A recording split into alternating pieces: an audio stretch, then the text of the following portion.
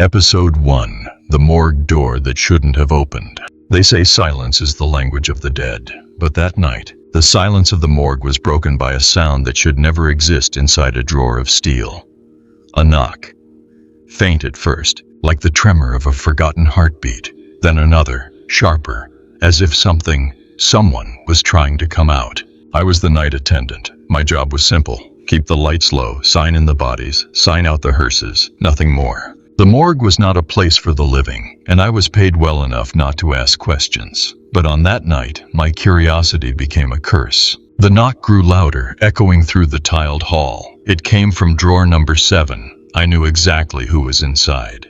Patient 43, male, mid-30s, declared dead at 2:13 a.m. Cardiac arrest. No family listed, no flowers, no prayers. Just a tag tied to his pale, stiff toe.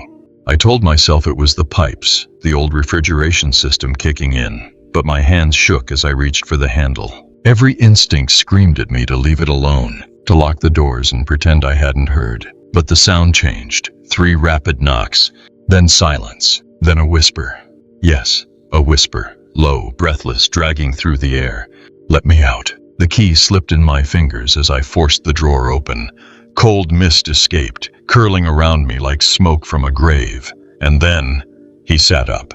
Not with the sluggish stiffness of rigor mortis, not with the confusion of someone waking from a coma. No. Patient 43 moved as though death had been nothing more than an inconvenient nap. His eyes, wide, bloodshot, furious, snapped open and locked on mine. I stumbled back, crashing into the wall. My lungs seized, refusing to breathe. He climbed down from the steel bed with the grace of a man who had not been dead for hours but alive all along. His hospital gown hung loose, the tag still swinging from his foot. "Where am I?" His voice cracked like dry paper tearing. You're not supposed to be..." The words stuck in my throat. How could I explain to a corpse that he had already been catalogued, zipped, and stored? The air grew heavy. The fluorescent lights above us flickered, buzzing with static. And then, the strangest thing, every other drawer in the morgue began to rattle, one after another. A chorus of steel doors shivering as if hundreds of fists pounded from inside. Patient 43 didn't flinch. He just turned his head, slowly, listening. A grim smile stretched across his face. "They're not ready," he whispered. "But I am." And before I could stop him, before I could even find the strength to move, he walked to the morgue door. The heavy lock that usually needed a key turned on its own. The door swung wide open. He stepped into the darkness of the hallway, leaving the drawers trembling behind him. The cameras caught it all. I know because I watched the footage later. And I swear, as he vanished into the shadows, the words "still alive" flickered across every monitor. That was the night the dead stopped staying dead. Episode 2. The family that buried an empty coffin. Funerals are meant to bring closure, a final chance to say goodbye, to let grief find its shape in prayers and tears. But what if the coffin lowered into the earth is nothing more than a lie? I was there that morning, at St. Helena's Cemetery. The air was heavy with drizzle, the kind that clings to your skin like sweat. A small family gathered around a polished mahogany coffin, their faces twisted in sorrow. They believed their son, their brother, patient 43, was inside. I knew the truth. I knew that coffin was empty.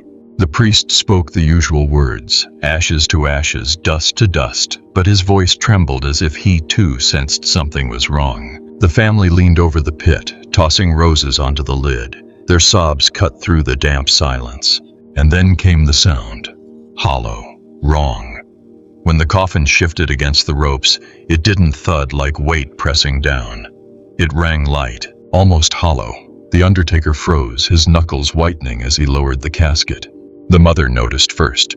She tilted her head, her face crumpling in confusion. "It's empty," she whispered. "Why is it so light?" The priest tried to soothe her, but doubt spread quickly. A brother, tall and stern, jumped into the grave before anyone could stop him. He hammered his fists against the lid, demanding answers. And when they pried the coffin open, God help me, there was nothing inside. No body, no shroud, just a single sheet of white hospital linen, stained in dark patches of dried blood.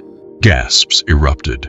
The mother wailed, collapsing to her knees. The brother's face turned to rage. "Where is he? Where is my brother?" His words echoed against the tombstones, a cry too raw to be ignored. I stayed at the back, pretending to be just another mourner, but my stomach churned with the weight of knowledge. I had seen patient 43 walk out of the morgue with my own eyes, and now his family was staring into an empty box. That night, I couldn't sleep. I replayed the mother's words again and again. It's empty. But worse than her words was the story that followed.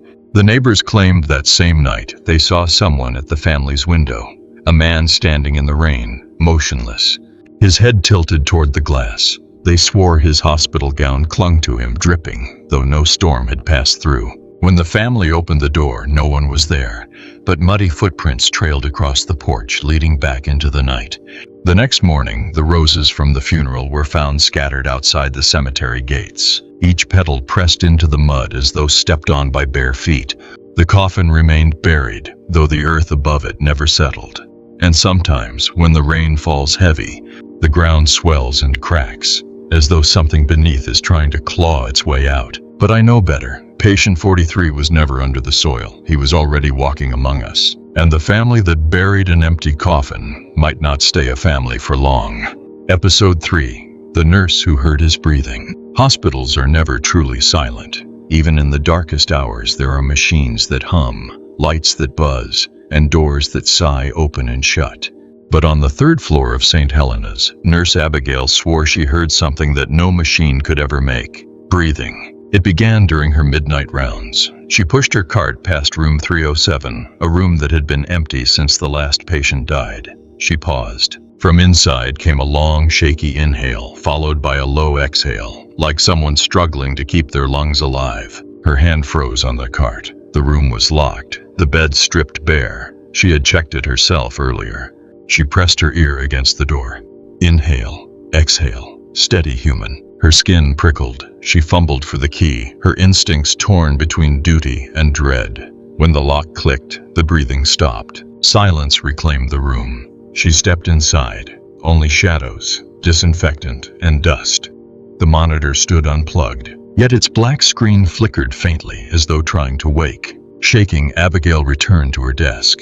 That's when she noticed the patient files stacked neatly, ready for morning review. On top was a folder she didn't remember placing there. She opened it. Patient 43. Her stomach dropped. The notes were messy, rushed, almost frantic. Do not resuscitate.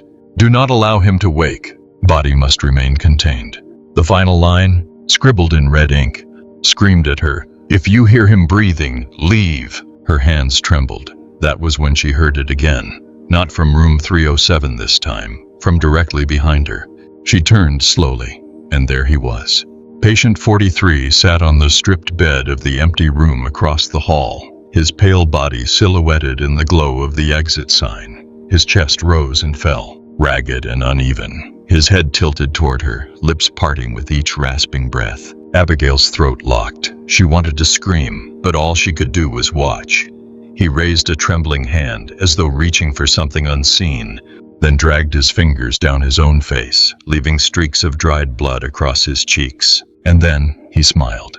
The lights flickered one by one down the hallway. Darkness swallowed her, leaving only his outline at the far end. Each time the fluorescent bulbs sputtered back to life, he was closer. 10 feet away. 5 feet. 1 step. In blind terror, she bolted down the corridor, heart hammering in her ears. When she reached the nurse's station, she risked a glance back. The hallway was empty. The following morning, her co-workers found her sitting at the desk, clutching patient 43's file so tightly her knuckles had turned white. She wouldn't speak, wouldn't move, wouldn't blink. But the security footage told the rest of the story. The camera showed Abigail staring down the hallway, nodding slowly, as if listening to someone whisper. And though the hallway was empty, her lips mouthed words no one else could hear. "Yes, I hear you breathing." Episode 4. The Autopsy That Spoke Back. The morgue is supposed to be the one place where voices go silent forever. But Dr. Howard, the hospital's senior pathologist, swore the body on his table spoke back. He'd worked 30 years in autopsy rooms, carving into silence, recording causes of death in neat, practiced handwriting. He was known for his calm hands and colder heart, but nothing could have prepared him for patient 43. Howard began the procedure as always, scalpel in hand, recorder switched on. Case number 22-1 scene, male, 34, declared dead at 2:13 a.m. Cause of death, cardiac arrest. His voice was steady, detached. The body lay still, pale under the harsh lights. But when the first cut pressed into the chest, Howard heard it. A whisper, low, fragile, like breath escaping from torn lungs. "Don't cut me." The scalpel slipped in his fingers, nicking the flesh deeper than intended. He froze. His assistant looked up, confused. "Did you say something, doctor?" Howard shook his head, forcing a laugh. "Air in the cavity. Happens sometimes." He tried to believe it himself. He steadied his hand and continued. The recorder caught the scratching of blade against skin, the mutter of notes, but then again, the voice. Clearer, stronger. "I can feel that." This time his assistant paled. "Doctor, I heard—" She didn't finish, because the body's chest rose, not fully, but enough for ribs to creak, enough for air to hiss between lips that should have been sewn shut. Howard stumbled back, knocking over a tray of instruments. His rational mind screamed impossible, but his ears betrayed him. "Stop cutting. Let me out." The assistant fled, her footsteps echoing through the corridor. Howard stood frozen, staring at the body. Its eyes were still closed, yet the lips twitched, forming words. "You tried to put me away," the corpse rasped. "You tried to end me. But I'm not done." Howard's heart pounded. He reached for the recorder, desperate proof of his sanity. The red light blinked, still recording. He pressed rewind with shaking hands. What played back was worse than silence. Every word the corpse had spoken was there, loud and undeniable. But layered beneath the voice, beneath the gasping breaths, came a chorus. Dozens, maybe hundreds of other whispers bleeding through the tape. Male, female, old, young, all saying the same thing. "Let us out." The tape clattered from his hands. He bolted from the room, leaving scalpel and body behind. When security entered later, they found the autopsy suite empty. No corpse, no blood. Only the recorder, looping the same two words over and over. "Still alive, still alive, still alive." Dr. Howard was never seen again. His car remained in the hospital lot, his office untouched. Some say he fled the city. Others say he joined the whispers trapped on that recorder. And the body, patient 43, was gone. Episode 5, the CCTV that glitched at 3:33 a.m. Hospitals keep cameras everywhere. Corridors, stairwells, morgues. Every inch watched, every second recorded. The dead don't usually need surveillance. But on the night of July 12th, the morgue's CCTV caught something no one could explain. It was exactly 3:33 a.m. when the feed began to glitch. The grainy black and white footage stuttered, frames skipping as if time itself hiccuped. Guards in the security room leaned forward, muttering about static. Then they saw him. Patient 43. He appeared in the corridor outside the morgue, barefoot, hospital gown clinging to his body. His head hung low, chin nearly touching his chest. The camera crackled, lines of static tearing across the screen. And though the hallway was brightly lit, his face never came into focus. "Who the hell is that?" one guard whispered. The second guard zoomed the camera. Patient 43's movements jittered like bad film. One frame walking, the next frame already closer, as if skipping through space. Then came the words on the screen. No one typed them. No one triggered the overlay. But across the feed, bold white letters flickered. "Still alive." The guards scrambled for radios, but every channel dissolved into a hiss of whispers. Dozens of voices speaking all at once, overlapping in languages they couldn't place. They turned the volume down. The whispers only grew louder. On the feed, patient 43 tilted his head, staring directly into the camera. His eyes were nothing but static fuzz, white noise bleeding into black sockets. One guard swore he heard his own name whispered from the speakers, drawn out and mocking. "Don't look at it," the other warned, but he couldn't stop. Suddenly, every camera across the hospital switched. Pediatric ward, empty stairwell, intensive care. Each feed showed the same man in the same pose, patient 43, standing motionless, head tilted, staring straight at the lens. It was impossible. He was everywhere at once. At 3:34 a.m., the feeds cut to black. Silence returned. Radios cleared. But when the system rebooted, every recording from that night was gone, wiped clean, as though nothing had ever happened.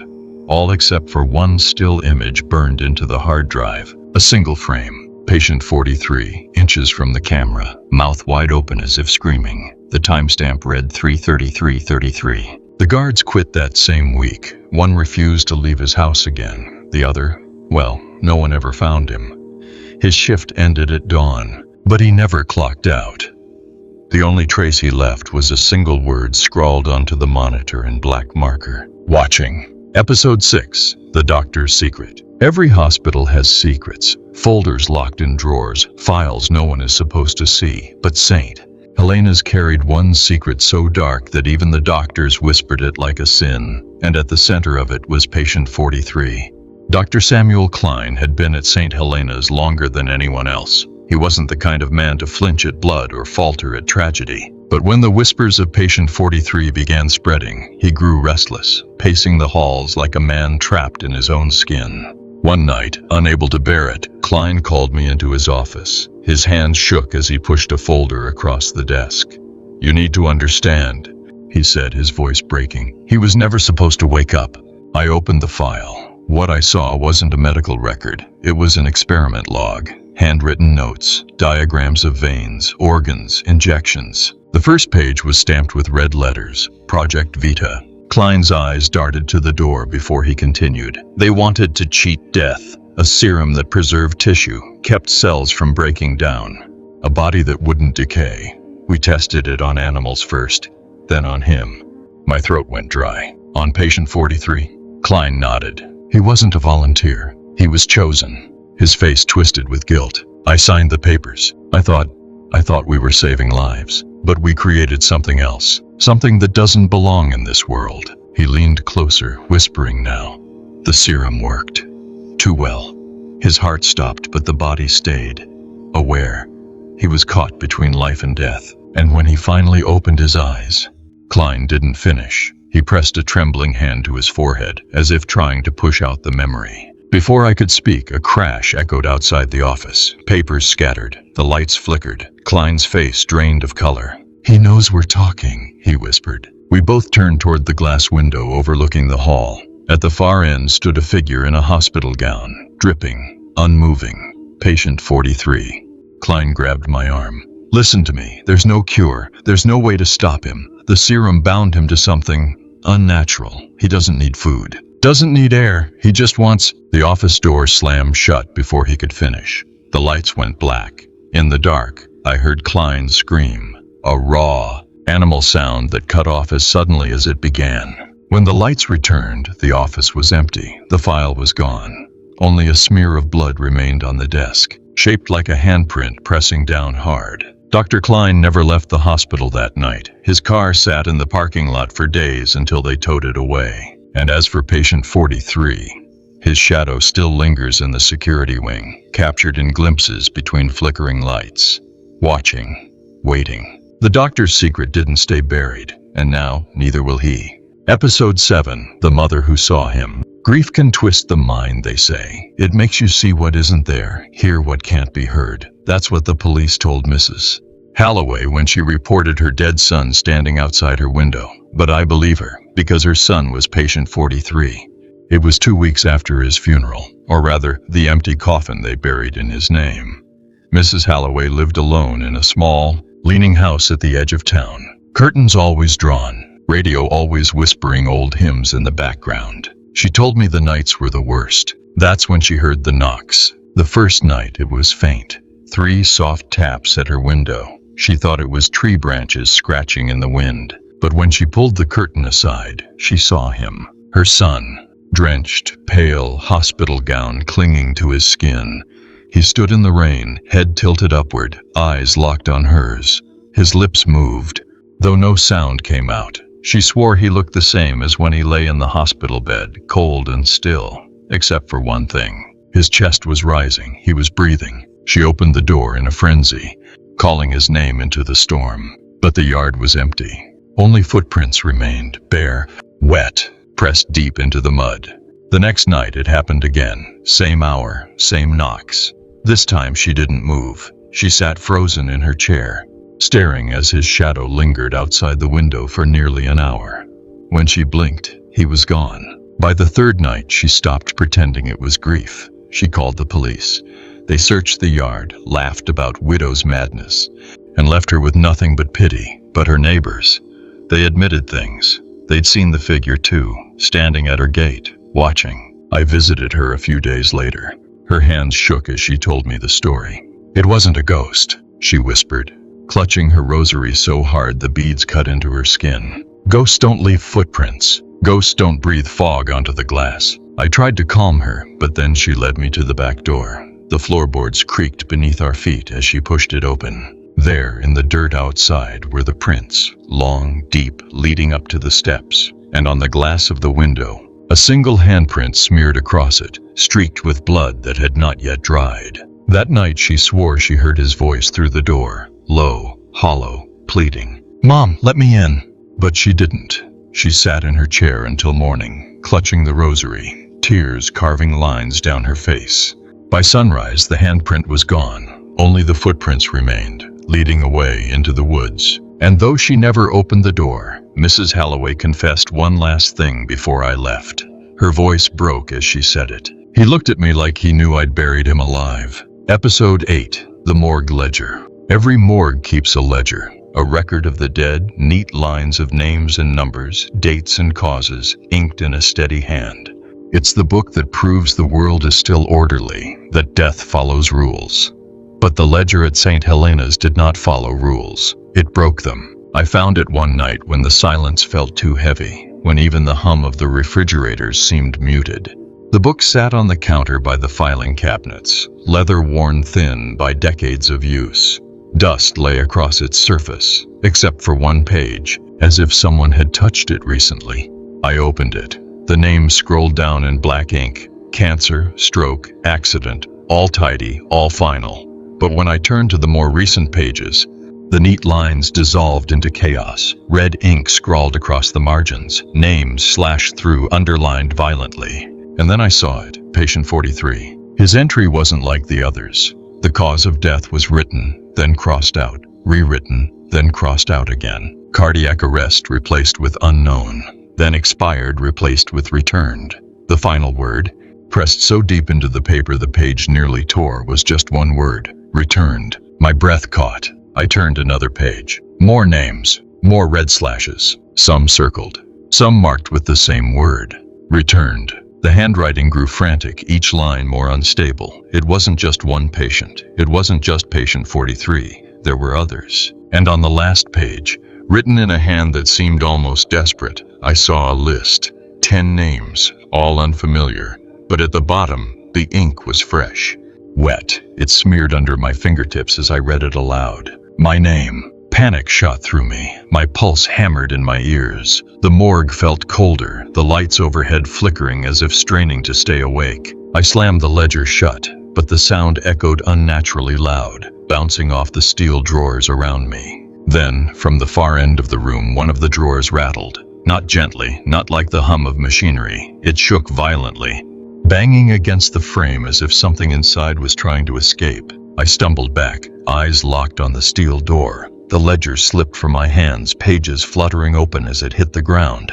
The red ink seemed to spread across the paper, bleeding outward, swallowing the names whole. And over the clatter of the drawer came a whisper, not from my ears but from inside my skull. A voice low and steady. "You saw your name. That means you're next." I fled the room, slamming the morgue door behind me. But even in the hallway, I could hear the scraping of metal. The ledger's pages rustling as if turned by invisible hands. The dead are supposed to stay written in books, numbers, names, dates. But the ledger at St. Helena's, it wasn't just recording deaths. It was predicting them. Episode 9, The Detective Who Didn't Believe. Detective Marcus Hale didn't believe in ghost stories. He'd spent 20 years on the force watching men turn into monsters without the help of the supernatural. Blood on their hands, lies in their mouths. That was enough evil for him. So when the hospital called about missing corpses, he scoffed. "Bodies don't just get up and walk away," he said, flipping through the reports. Empty coffins, trembling nurses, a missing doctor. To him it sounded like panic feeding panic. Still, duty was duty, and he agreed to investigate. The morgue smelled of antiseptic and rot, the kind of place that clung to your clothes long after you left. Hale walked the aisles with a flashlight, his notebook tucked under one arm. Steel drawers lined the walls, each tagged with a number. Patient 43, he muttered, scanning the files. Every account pointed back to that one man, a man declared dead, then seen wandering the halls, standing in the rain, breathing where no breath should be. Hale shook his head. Urban legend in the making. But then he found the ledger. The book lay open on the counter, pages curled at the edges, words written in frantic red ink. He read aloud, "Returned, returned, returned." His lips tightened. "Some sick prank," he growled, though his voice didn't sound convinced. That's when the first drawer rattled. Hale froze. His flashlight beam quivered over the steel door as it shook violently, banging from inside. He drew his gun, half instinct, half fear, and stepped closer. The noise stopped. Silence pressed down on the room like a suffocating hand. Then another drawer banged, and another. Within seconds, the entire wall of cabinets shuddered, the sound of fists pounding from inside. Hale backed toward the door, gun raised. "It's just pipes," he muttered, but the words tasted hollow. And then, everything stopped. The room went still. One drawer, slowly, began to slide open, metal scraping against metal. The flashlight beam caught a glimpse inside. White hospital linen, a toe tag swinging gently, but no body, empty. A chill ran up Hale's spine. He turned toward the hallway, ready to leave, when he saw him. Patient 43, standing in the doorway, barefoot, hospital gown dripping, head tilted, eyes locked on the detective. The lights above flickered, humming like dying bees. Hale raised his gun. "Don't move," he barked. His voice cracked against the silence. Patient 43 didn't move. He just stared. Then, slowly, his lips curled into a smile that didn't belong to the living. The flashlight flickered, and for a split second, Hale swore the man wasn't alone. Dozens of pale faces pressed against the glass windows of the morgue, eyes wide, mouths whispering in unison. When the light steadied, the faces were gone. Only Patient 43 remained, still smiling. Detective Hale lowered his gun, just slightly. For the first time in his career, he realized this wasn't a case to be solved. It was a curse to survive. Episode 10, The Funeral Home Fire. The fire started just before dawn, by the time sirens split the quiet streets. The funeral home was already an inferno, flames clawing through the roof, smoke rolling thick and black into the sky. I was there, standing among the crowd of onlookers pressed against the police tape. People whispered prayers, others wept, but all eyes were fixed on the burning house of the dead. Inside were coffins, dozens of them, some empty, some not. But when the fire chief emerged, his face pale beneath a mask of soot, he shook his head. No survivors, not a single body recovered. The blaze had consumed everything, or so they thought. Because among the ashes, when the flames finally died, something remained. A thin rectangle of plastic, miraculously untouched by fire. A hospital wristband. The name smudged but clear enough to read. Patient 43. The crowd murmured, crossing themselves. But I noticed something else. A man, standing at the edge of the police line, watching the ruins with unnerving calm. His hospital gown fluttered in the breeze, though the air was stifling hot. When I blinked, he was gone. Witnesses told different stories. One swore they saw a man walking through the flames, untouched. Another claimed the fire erupted from within a coffin, bursting open as if something inside had tried to escape. But the most chilling account came from a child. She tugged at her mother's dress and pointed at the smoke. "Mommy," she whispered, "why are there faces in the fire?" I looked closer at the rising smoke, and for a moment, I swear, I saw them too. Dozens of faces twisting, mouths opening and closing in silent screams. Not just Patient 43, but others, as if the blaze had set free something trapped. The fire investigators called it faulty wiring. "Old building," they said, shrugging off the strangeness. But when they sifted through the wreckage, their boots crunching on charred wood, they found no bones, no ash that could have belonged to bodies. The coffins were empty, every single one. That night, as I lay awake, the smell of smoke still clinging to my clothes, I replayed the scene again and again. A funeral home should have been the safest place for the dead. Fire should have reduced them to nothing, but instead, it erased the evidence, as though someone wanted them released. And in the shadows of my room I swore I heard the crackle of flames again, not outside, inside. A whisper carried on the smoke. They're free now. The next morning, the funeral home was nothing but blackened ruins. But on the front steps, written in soot, was a message no fire could have left. Still alive. Episode 11. The Voice in the Morgue Freezer. Freezers hum. That's all they do. A steady mechanical drone that fills the silence of every morgue. But the freezer in St. Helena's didn't hum that night. It spoke. The new attendant, a young man named Carter, had only been on the job 2 weeks. He was still nervous around the bodies, jumping at every flicker of the fluorescent lights. But he wasn't the type to believe in ghost stories. Not yet. He said it began around midnight. He was walking past the row of freezers when he heard it. A voice, not loud, not clear, just a whisper curling from inside the steel. "Let me out." Carter froze, staring at the nearest drawer. He tried to laugh it off, telling himself it was air leaking from the seal. But then came the second whisper, louder, unmistakable. "I'm still alive." The words crawled into his ears, into his bones.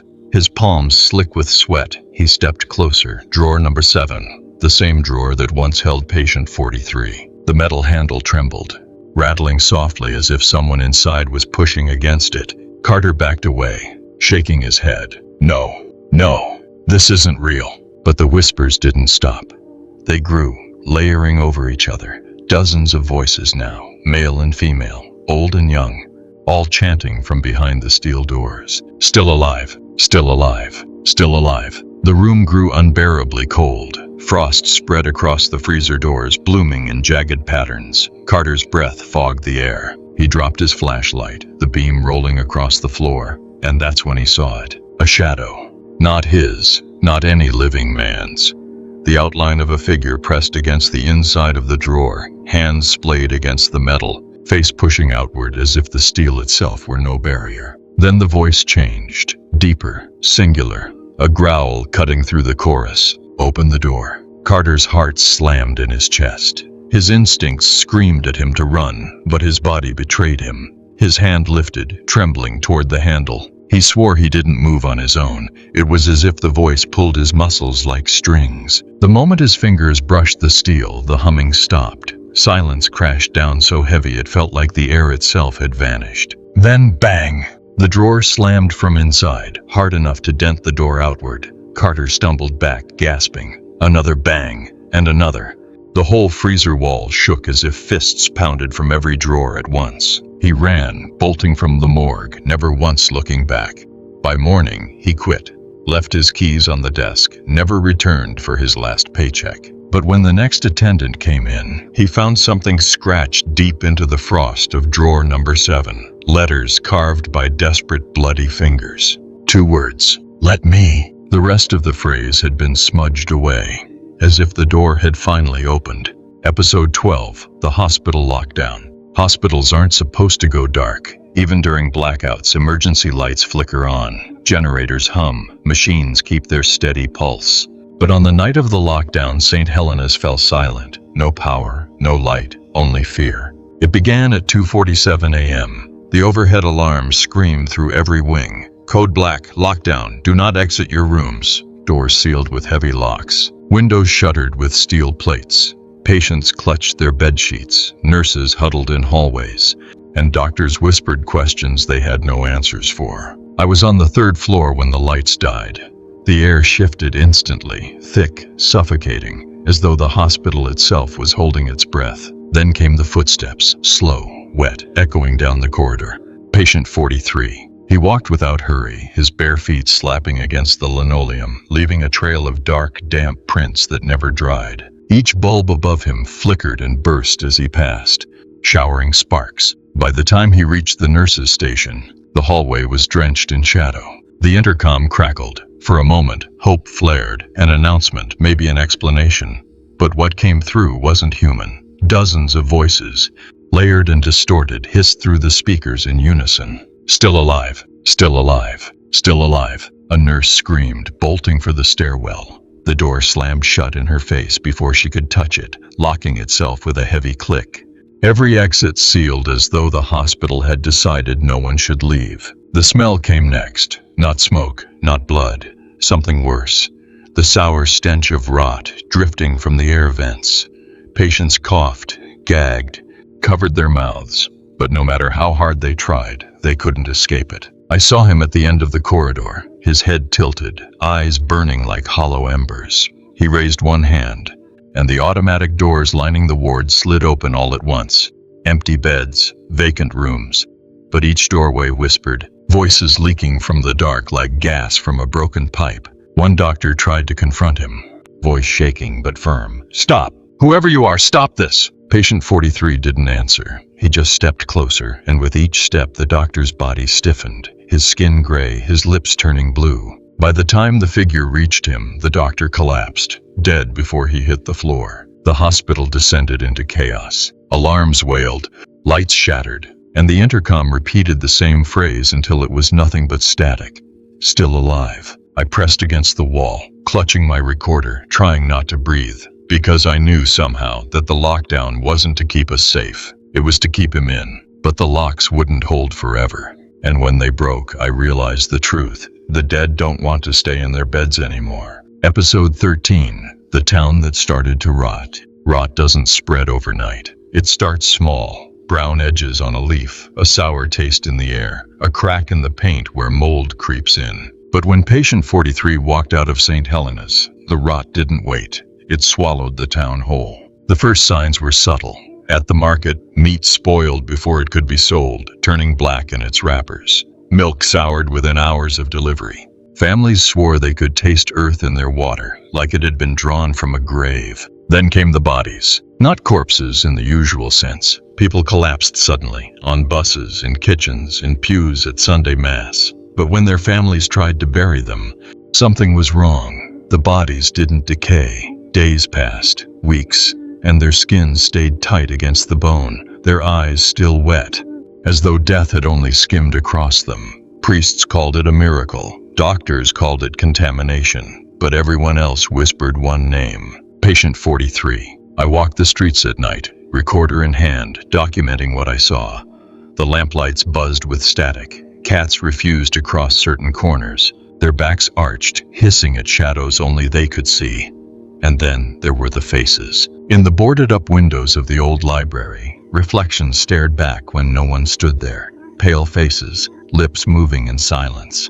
Some swore they saw their dead relatives staring at them, mouthing words no glass should carry. The smell grew unbearable. Not the sharp tang of garbage or sewage, but the sweet, cloying scent of rot that clung to your lungs and lingered on your clothes. It wasn't just the air. It seeped from the walls, from the ground, from the people themselves. By the third week, the town wasn't the same. Grass withered, trees bent under invisible weight, their branches sagging like corpses on gallows. Children cried in their sleep, waking with fingernail scratches across their chests. And every night, always at 3:33 a.m., the bells of St. Helena's rang out on their own. I saw him once, standing beneath the cracked steeple. Patient 43. His gown was gone, replaced by clothes that looked stolen from the living. But his face hadn't changed. Those hollow eyes, that grim smile. Wherever he walked, the ground blackened under his steps. The town began to empty. Families fled, packing their cars, refusing to look back. But some stayed. The ones who couldn't leave. The ones who whispered that maybe death was no longer permanent here. That maybe patient 43 had brought them a gift. But I knew better. This wasn't resurrection, it was infestation. And as I recorded my final notes that night, I realized the truth.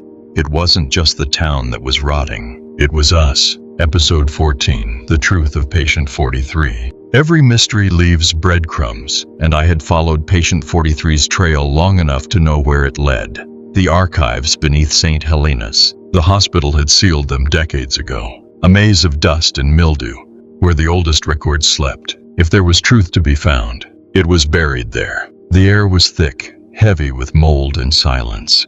My flashlight skimmed across shelves of forgotten files, births, deaths, surgeries long erased from memory, and then I saw it. A box stamped with red letters, classified. Inside lay a single folder, worn and yellowed, its edges curled like burned paper. I opened it and my blood ran cold. Patient 43 had not been admitted this year, not even this decade. His name appeared on records dated 50 years ago. A man declared dead in 1973. Same name, same age, same face. Impossible. The death certificate listed cardiac arrest, but scrawled in the margins was something stranger. Candidate for Vita serum. Do not release. Beneath it, a signature. Dr. Samuel Klein, the same doctor who had confessed to me weeks before he vanished. I flipped further. Photos paper-clipped to the files. Grainy black and white shots of a man on a gurney, eyes wide, mouth open mid-scream. His skin too perfect for a corpse, his veins bulging as though fire ran through them. Every page told the same story. He was chosen, injected, pronounced dead, stored, and every time he was put away, he came back. They recorded multiple attempts, 1973, 1987, 2001. Each time the same entry scratched across the ledger. Returned. My chest tightened as realization sank in. He wasn't a man who had escaped death. He was something death had rejected. Then I saw the final page, a list of names, familiar ones, doctors, nurses, attendants, all marked with red ink. Every person who had handled patient 43's body, every person who had touched the ledger, every person who had spoken his name. And at the very bottom, my own. I dropped the file, papers scattering across the floor. My flashlight flickered. From the shadows between the shelves, I heard it breathing. Ragged. Wet. Too close. I spun, but the archives were empty. Or so I thought.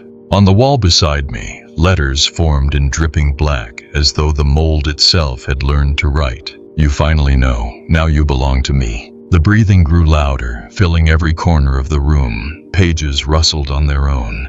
And in the beam of my trembling flashlight, I saw him. Patient 43. Not walking, not approaching, just standing, waiting, his smile wider than ever.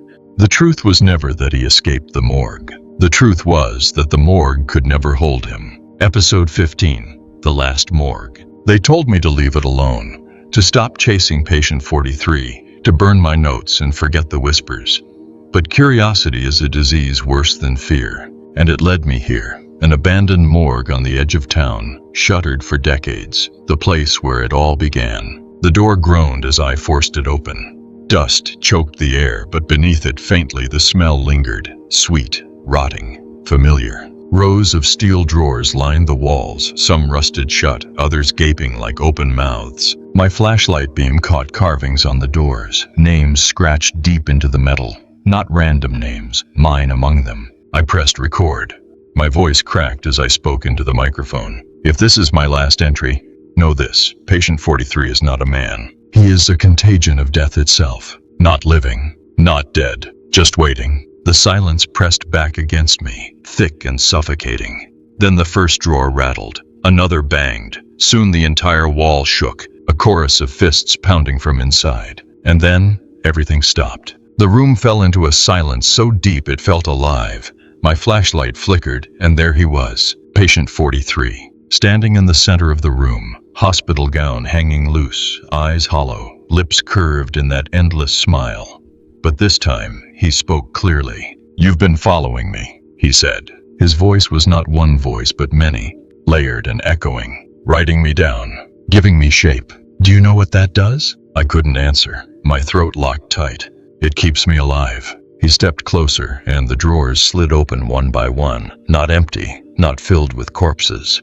Filled with faces, dozens of them, staring out with glassy eyes, mouths moving in silent screams. I stumbled back, recorder clattering to the floor. The red light blinked, still capturing every word, every breath. "You thought you were the storyteller," patient 43 whispered, leaning close enough that frost bloomed across my skin. "But you were only writing your own ending." The ground shuddered. The morgue door slammed shut behind me, locks clanging into place. I grabbed the recorder, holding it like a talisman, as if words could save me. "They'll find this tape," I whispered. "Someone will know." Patient 43's grin widened.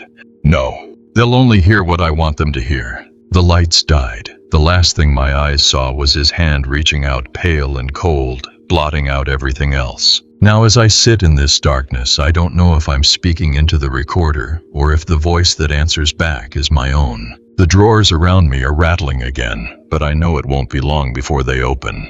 This isn't just the last morgue, it's mine. And if you're hearing this, then it's already yours too. Epilogue: The Door That Never Closed. They sealed the morgue after I disappeared. The town officials boarded up the doors, poured concrete into the windows, and declared it condemned. For safety reasons, they said. No one spoke of patient 43 again. But silence doesn't erase a story. It only makes it hungrier. Weeks later, the building inspectors returned to check the site. They found the concrete cracked from the inside, as though something had pressed against it. The steel doors, welded shut, hung open by an inch. Inside, everything was gone. No drawers, no stretchers, no walls. Just an endless corridor of shadows stretching where the morgue used to be. They didn't go further. They couldn't, because from the dark came the sound of footsteps. Slow, wet, and then voices. Not one, not dozens, hundreds, all whispering the same words. Still alive. The inspectors fled, refusing to enter again. But they carried something out with them, unseen, clinging. Days later, one was found dead in his home, eyes wide, skin pale, no sign of rot. Another vanished without a trace. The third never left town, but neighbors say his windows glow faintly at 3:33 a.m. And sometimes, if you pass by, you'll hear him whispering through the glass. The morgue remains there still. Some say it's just an empty ruin, forgotten by time. Others swear it changes, appearing in different parts of the city like a shadow that doesn't belong. People see its door where there shouldn't be one, an alley wall, a basement corner, even the back of their own house. And if you listen closely, if you press your ear against the door, you'll hear it, breathing. Not yours, not anyone living. And the door is never fully closed. I tell you this because maybe you felt it already. That shiver when the lights flicker. That pressure in your chest when silence grows too heavy. That whisper in the dark when you thought you were alone. Maybe it isn't just in your head. Maybe you've already opened the door without knowing. Because patient 43 doesn't need morgues anymore.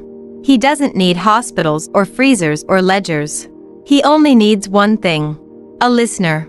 And now, that's you. So if, tonight, you hear a knock, soft, steady, at your window or your door, don't answer.